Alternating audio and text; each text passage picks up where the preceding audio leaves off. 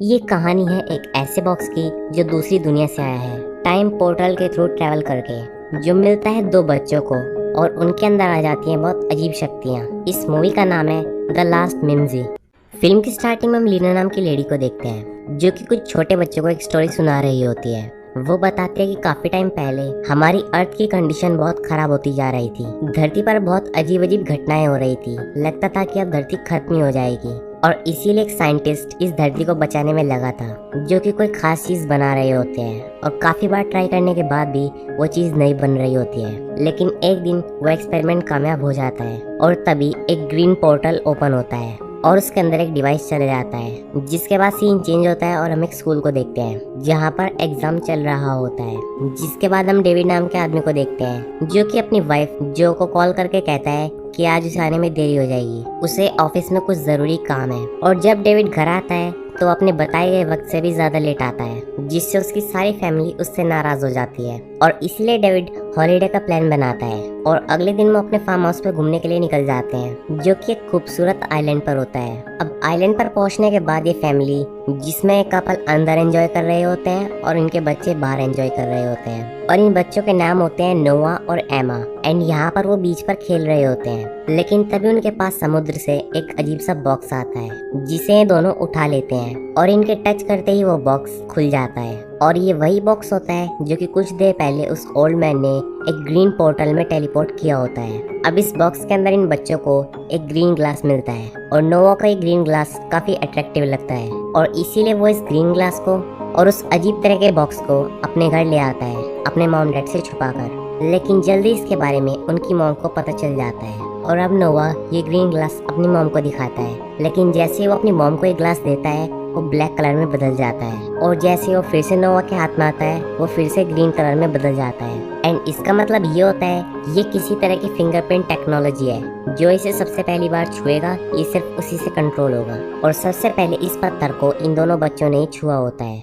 और अब इन दोनों की क्यूरियोसिटी और ज्यादा बढ़ जाती है उस बॉक्स को लेकर। और इसीलिए एम्मा उस बॉक्स को रात को खोलती है और इस बार इन्हें कुछ अजीब तरह की चीजें मिलती हैं, जबकि पिछली बार इन्हें ग्रीन कलर का ग्लास मिला था। और इस बार कुछ स्टोन्स और एक स्टफ टॉय होता है जो कि एम्मा को बहुत पसंद आता है। और उसके टच करने के बाद उस स्टफ टॉय में से मिम्जी मिम्जी की आवाज आने लगती है और जिसके बाद ये दोनों उस बॉक्स में से निकले एक स्टोन को घुमाते हैं तो वो घूमते घूमते हवा में फ्लोट होने लगता है, जिसे पर्पल कलर का एक पोर्टल ओपन होता है। लेकिन इन दोनों को इसके बारे में कुछ भी पता नहीं होता है, तो पता लगाने के लिए एमा उसके अंदर अपना हाथ डालती है। पर नोआ को ऐसा लगता है कि ऐसा करने से कुछ गलत हो सकता है, तो इसीलिए वो एमा का हाथ वहाँ से निकाल देता है। और वहीं दूसरी तरफ हम एमा और नोआ के टीचर को देखते हैं जो कि एक अजीब तरह के सपने के बारे में अपनी वाइफ से बात कर रहे होते हैं। मिस्टर वाइट बताते हैं कि यही सपना मैं बार बार देखता हूँ और ये तब से हो रहा है जब से मैं अपनी लास्ट ट्रिप से लौटा हूँ। और वहीं ये फैमिली अब फिर से बीच पर गई होती है, लेकिन ये वो आइलैंड नहीं होता जिस पर ये पिछली बार गए थे। और अब एमा और नोआ यहाँ पर खेलने लगते हैं। लेकिन यहाँ पर ये स्टफ टॉय एमा को एक शेल उठाने के लिए कहता है और एमा इसे उठा लेती है और नोआ को दे देती है। और नोआ इसे अपने कान में लगाकर देखता है, जिसके तुरंत बाद से उसके कान की पावर 50 टाइम्स बढ़ गई होती है। लेकिन ये पावर सिर्फ तभी काम करेगी जब नोआ खुद चाहेगा। और अब इस पावर की मदद से ये बहुत छोटी छोटी आवाजों को भी सुन पाते हैं, यहाँ तक कि छोटे जीव जंतुओं की आवाजें भी सुन पाते हैं। अब रात को एमा अपनी माँ की गोद में लेटी होती है, जहाँ पर एमा अपनी मॉम से पूछती है कि क्या इस धरती के अलावा भी कोई और जगह है जहाँ पर हमारे जैसे इंसान रहते हैं। तो इस पर उसकी मॉम कहती है कि इस बारे में तो मुझे कुछ नहीं पता, क्योंकि ह्यूमन के लिए ये एक सबसे बड़ा सवाल है जिसके बारे में आज तक कुछ भी पता नहीं चला है। अब अगले दिन नोआ उस ग्रीन ग्लास को देख रहा होता है और तभी इस ग्रीन ग्लास की पावर्स नोआ में ट्रांसफर हो जाती है, जिससे उसे सभी चीजें क्यूबिकली दिखाई देने लगती हैं और चीजों को टेलीपोर्ट करने की शक्ति भी नोआ के अंदर आ जाती है, जिसका यूज वो एक कैन को टेलीपोर्ट करने में करता है।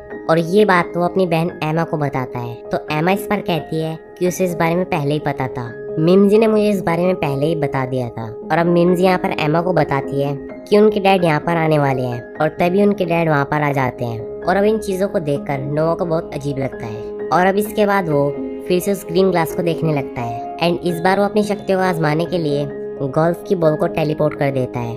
अब नेक्स्ट डे स्कूल में एक अजीब तरह की क्यूबिकली इमेज बनाता है और वो उसे वहीं पर छोड़कर घर चला जाता है। लेकिन उसके टीचर मिस्टर वाइट उस इमेज को देखते हैं, जिसे देखकर उन्हें अपने सपने की याद आती है, जिसके तुरंत बाद वो भागकर नोआ के पास जाते हैं और उससे इस ड्राइंग के बारे में पूछते हैं। लेकिन इस बारे में नोआ कुछ नहीं बताता और कहता है कि उसने ये ड्राइंग ऐसे ही बना दी है। लेकिन मिस्टर वाइट घर पर जाकर इसके बारे में गहरी रिसर्च करते हैं, जहाँ पर उन्हें कंफर्म हो जाता है कि ये वही चीज़ है जो उनके सपने में हमेशा आती है। और अब नेक्स्ट डे नोआ अपने साइंस प्रोजेक्ट के लिए मकड़ियों के बारे में सबको बताता है और इसमें वो सबको नॉर्मल बातों से हटकर एक्स्ट्राऑर्डिनरी बातें बताता है। और वो सबको बताता है कि ये अपनी सर्वाइवल कंडीशन के अनुसार अपना जाल बनाती हैं और उसी से इनका जाल कमजोर या मजबूत होता है, जिसे देखकर मिस्टर वाइट नोआ के पेरेंट्स को कहते हैं आपका लड़का एक्स्ट्राऑर्डिनरी है और उसका IQ लेवल भी बहुत ज्यादा है। और वहीं रात को एमा अपने बेबी सिटर को उन स्टोन्स को हवा में फ्लोट करके दिखाती है, जिससे उसकी बेबी सिटर बहुत ज्यादा डर जाती है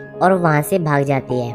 एंड रात को नोवा उस ग्रीन ग्लास को एक दूसरी अजीब सी चीज के साथ जोड़ता है जो कि उसी बॉक्स में से निकली होती है और ऐसा करते ही वो एक स्पेसशिप में बदल जाती है, जिससे उसके अंदर इतनी ज्यादा पावर बनती है कि पूरे शहर की लाइट्स ओवर पावर होकर बंद हो जाती है। और इस चीज की इन्वेस्टिगेशन करने के लिए नील नाम के ऑफिसर को रखा जाता है। और अब इतनी सारी अजीब चीजों को देखकर नोआ अपनी बहन एमा से कहता है कि इन चीजों से हमें खतरा भी हो सकता है, तो हमें इन्हें फेंक देना चाहिए। बट फिर भी ये दोनों ऐसा नहीं करते। और अब रात को नोवा को एक सपना आता है जिसमें वो स्पेस में फ्लोट कर रहा होता है और उसे बहुत अजीब अजीब चीजें दिखाई देती हैं। और वहीं दूसरी तरफ हम उसी ऑफिसर को देखते हैं और वो अपने सभी साथियों को कहता है कि जिसकी तैयारी हमने आज तक की है वो समय आ गया है। और वहीं घर पर नोआ एमा को अपने सपने के बारे में बताता है एंड एमा भी नोआ को बताती है कि उसे भी सेम सपना आया है। और तभी यहाँ पर मिस्टर वाइट अपनी वाइफ के साथ आते हैं और नोआ की मॉम को नोआ की ड्राइंग दिखाते हैं और साथ ही वो उन्हें ये भी बताते हैं कि ये कोई नॉर्मल ड्राइंग नहीं है, ये वो थ्योरीज हैं जिन्हें कुछ साइंटिस्ट ने अपनी पूरी जिंदगी लगाकर बनाया है और नोआ ने इन्हें क्लासरूम में बैठे ऐसे ही बना दिया। और इसका मतलब ये है कि नोआ को इस बारे में बहुत कुछ पता है। अब नेक्स्ट डे डेविड यहाँ पर एमा से शुगर मांगता है और एमा यहाँ पर शुगर को फ्लोट करके देती है। अब ये देखकर इन दोनों के डैड बहुत ज्यादा चौंक जाते हैं और इसीलिए वो मिस्टर वाइट को यहाँ पर बुलाते हैं, जिसमें मिस्टर वाइट बताते हैं कि मैं तो इस बारे में कुछ खास कर नहीं सकता, लेकिन मेरा एक दोस्त है जिसे इन चीजों की अच्छी जानकारी है। और अब इन बच्चों के पेरेंट्स इनके कमरों में आते हैं जहाँ एमा हवा में फ्लोट कर रही होती है और उसके हाथ में मिम्जी भी होती है, जिसे देखकर ये सभी बहुत ज्यादा डर जाते हैं। और अब एमा की मॉम मिम्जी को डस्टबिन में फेंक देती है, लेकिन फिर से ये दोनों मिम्जी को वापस ले आते हैं, जिसके बाद ये उन पत्थरों की मदद से उस पोर्टल को ओपन करते हैं। और इस बार पोर्टल में एमा अपना मुंह डालती है एंड यहाँ पर उसे वही साइंटिस्ट नजर आता है जिसने इस बॉक्स को यहाँ पर भेजा है, जिसके तुरंत बाद एमा को चक्कर आने लगते हैं। लेकिन इतने में इनके पेरेंट्स यहाँ पर पहुँच जाते हैं और एमा को यहाँ पर संभालते हैं, जिसके तुरंत बाद वो डॉक्टर के पास जाते हैं जो कि बताते हैं एमा का ब्रेन एक नॉर्मल ब्रेन की तरह नहीं सोचता, शायद उसका दिमाग इको लोकेशन की तरह काम करता है, पर इसके लिए हमें कुछ टेस्ट करने होंगे। पर इसके लिए इनके पेरेंट्स मना कर देते हैं। और अब नेक्स्ट डे डेविड घर पर आकर कहता है कि हम सबको एक ट्रिप की जरूरत है जिससे हम रिलैक्स हो सके।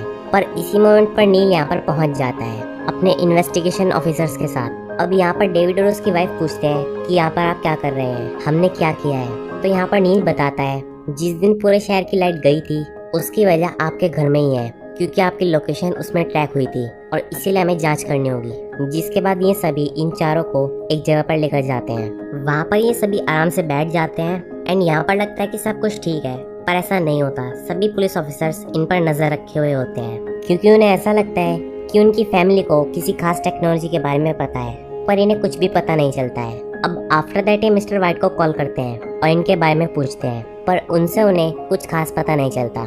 और वो अब इन बच्चों की बेबी सिटर से बात करते हैं एंड वो साफ साफ कह देती है कि ये बच्चे बहुत ज्यादा अजीब हैं, मैं तो कहूँगी ये खुद एलियन ही है। जिसके तुरंत बाद नील एमा से वो पत्थर फिर से फ्लोट कराने के लिए कहते हैं और एमा ठीक ऐसा ही करती है।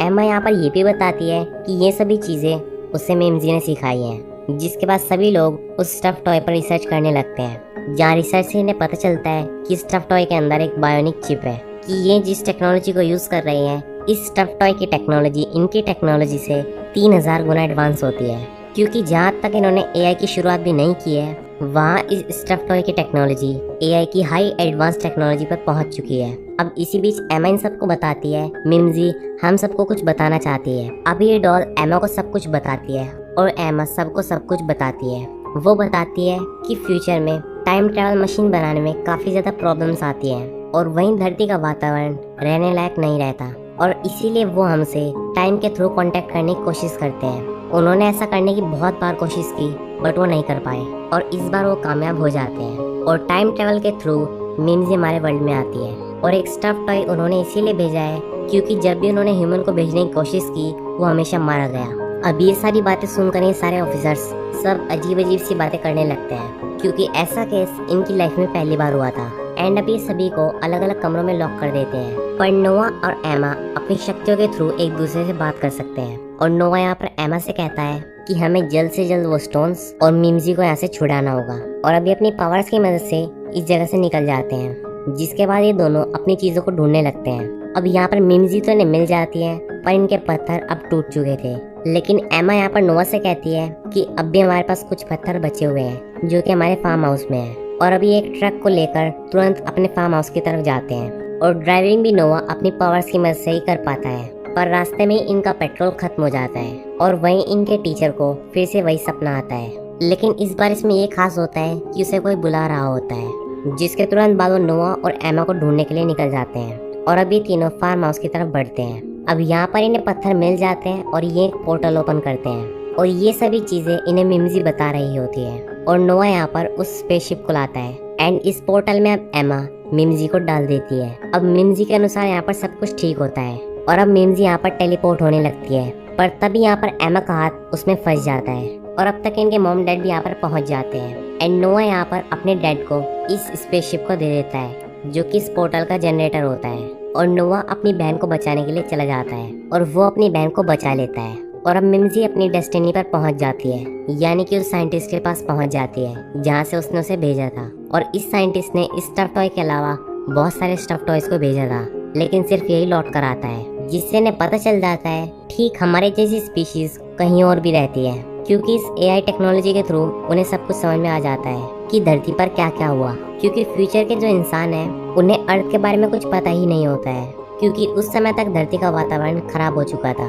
इसीलिए उन्होंने धरती को छोड़कर किसी और प्लेनेट पर जाने का फैसला किया लेकिन वहाँ पर भी उन्हें बहुत सारी प्रॉब्लम्स आने लगी और अब उन्हें एक ऐसा प्लेनेट मिल गया होता है जहाँ पर वो अपने स्पेशल सूट्स के बिना सांस ले सकते हैं। और अब हम उसकी टीचर को देखते हैं जिसे हमने स्टार्टिंग में देखा था जो कि यहाँ पर सबको बताती है कि एमा यहाँ पर हमारी मदर है और ये मूवी यहीं पर खत्म हो जाती है। तो दोस्तों ये थी द लास्ट मिम्जी मूवी की कहानी। आपको ये वीडियो कैसी लगी हमें कमेंट सेक्शन में जरूर बताना और दोस्तों अगर वीडियो अच्छी लगी हो तो इसे लाइक करें, चैनल को सब्सक्राइब करें और बेल आइकन दबाना मत भूलें।